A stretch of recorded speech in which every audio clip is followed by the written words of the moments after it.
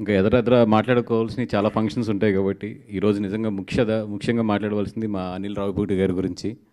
ఎందుకంటే నిన్న ఎప్పుడూ నా సినిమాలు ప్రమోషనల్ అన్నింటిలోనూ కూడా ఎక్కడొక్కడ ఆయన భాగం చేయడానికి నేను చూస్తూ ఉంటాను. ఎందుకంటే first factor is I love him so much for his films. అంటే నాకు ఇన్స్టాగ్రామ్లో ఆయనంటూ నాకు ఒక స్పెషల్ ఫోల్డర్ ఉంటుంది ఎప్పుడు కూడా. దాని పేరు కూడా ఏఆర్ అని ఉంటుంది.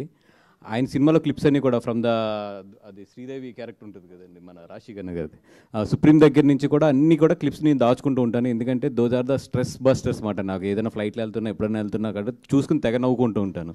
దట్ మచ్ నాకు ఆయన అంటే అంత ఇష్టం.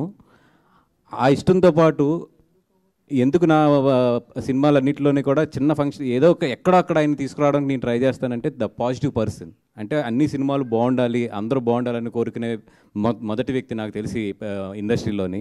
అందుకే ఆయన అంటే నాకు చాలా ఇష్టం. అట్లాంటి ఒక పాజిటివ్ పర్సన్ వచ్చి మన దగ్గర నిలబడినప్పుడు కానీ, లేదంటే మన సినిమాని ప్రమోట్ చేస్తున్నప్పుడు కానీ డెఫినెట్గా పాజిటివ్ హ్యాండ్ కానీ ఆ పాజిటివ్ రెస్పాన్స్ కూడా మనకు ఉంటుందని చెప్పి అది ఎప్పుడు నమ్ముతాను. అందుకే ఆయన ఎప్పుడు నా సినిమాలు ఎక్కడొక్కడ పాటు చేయడానికి నేను చూస్తుంటా.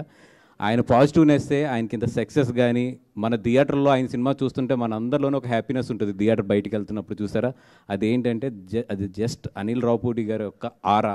అంత మంచి ఆరా కాబట్టి మనం థియేటర్లోంచి వెళ్ళేటప్పుడు కూడా అంత హ్యాపీగా బయటికి వెళ్తాం మనం. అలాంటి ఆయన అంటే నాకు చాలా ఇష్టం. అందుకే నిన్న సరే ఇట్లా ఒక సినిమా ఉంది లిటిల్ హార్ట్స్ అని చెప్పి, చిన్న సినిమా కానీ చాలా బాగుంది, నేను చూశాను.